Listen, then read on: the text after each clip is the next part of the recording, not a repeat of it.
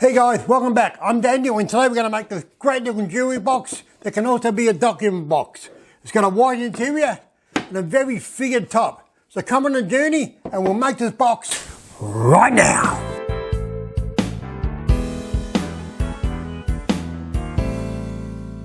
For the body of the box we're going to be using this carry. There's a bit of decking that I got at the big box store, carry. And for the surrounds of the top we're going to be using myrtle. The inlay is going to be Senna. As I said, Senna I got from the big box store. I've never heard of it. Like an Arcadia timber, but it possibly just comes out of Asia somewhere. And for the trays we're going to be using the old favourite Jarrah. Let's get on with it. Just cutting the carry to size now on the cross cut saw. Putting it through the thicknesser.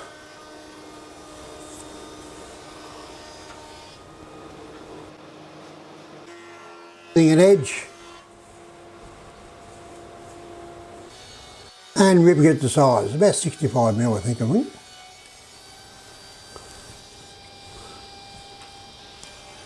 And putting in the groove for the bottom. Hey guys, I've planed the carry up, machined it up, then we'll cut the bottom and then we'll put the box together. Okay, just cutting the miters now on my table saw. Put the miters and we'll put the groove in for the bottom for the 6mm, just like normal. You must be used to it by now. We've done so many that way that it becomes second nature. Have we go, it's not that hard.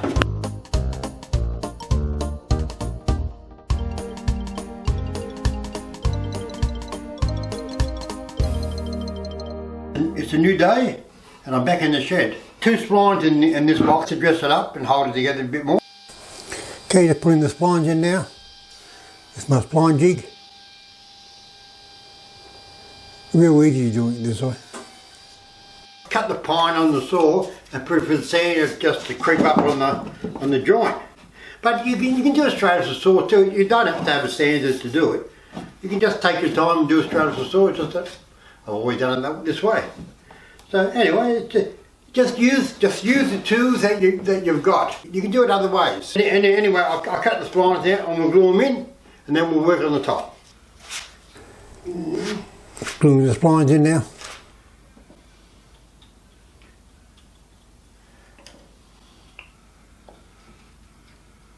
Cool. Down the myrtle to about 16mm first. And also plane down the centre. I'll cut a slab of centre, I'll plane that down to 16mm too. Centre through the thicknesser. It was 25mm, but it's got to come down to about 16mm. And sawing the side for the top out of the myrtle. Look how the centre come up.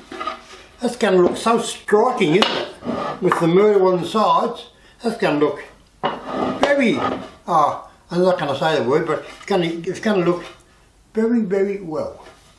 And the colour of it, I don't know if you remember, all the old desks in the offices were very dark timber in the 60s and 70s. They were made of black bean. In my apprenticeship, I made hundreds of them.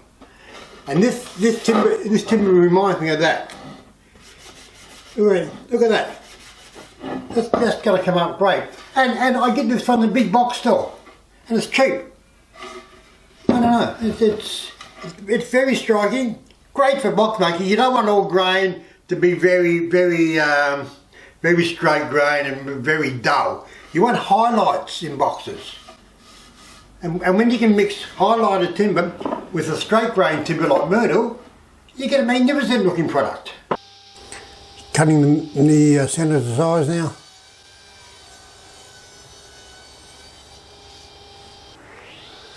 And cutting the feathers.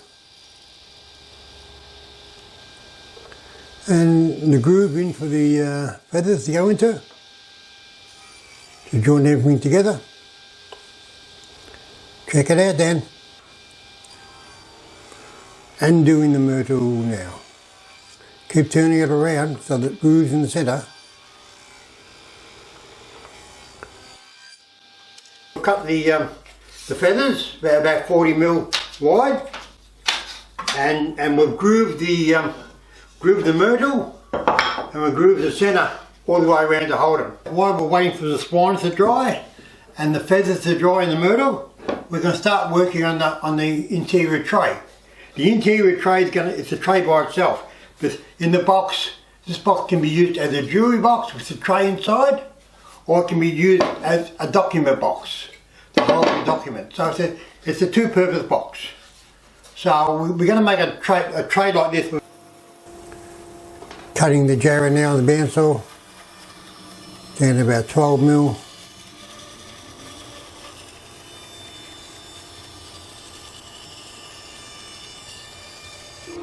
And working it through the thicknesser again. Press it down to about 9mm. And pinning it together with my pin gun.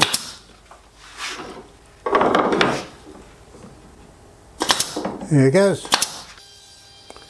And cutting the feathers off now, so they're nice and straight.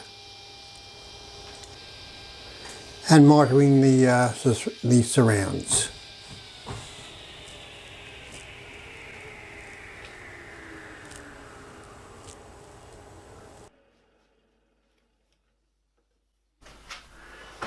Okay guys, time for the glue up. Okay, you see how I've laid them out where each of them go?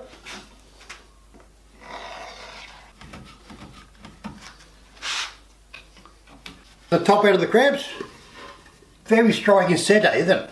The centre comes up great, and with the myrtle surrounds, it's going to pop when it gets polished.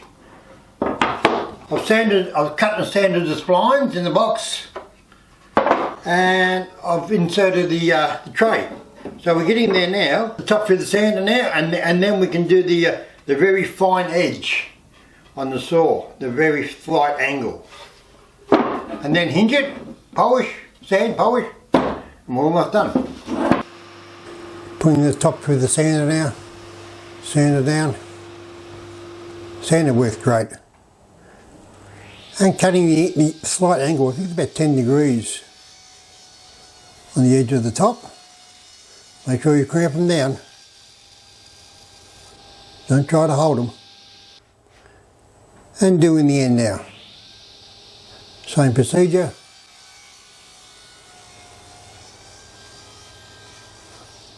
The lid, very slim line. Come up great. Now I put a finger grip in here, and I got the tray ready. So we're almost done. I just sand, hinge, and polish now.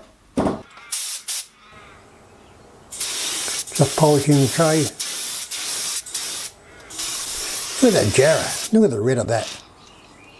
And now the top. That centre really does pop. We're all finished. What a great looking box. Look at that centre. It just, I'm not going to say the word yet, but you know what the word I'm going to say.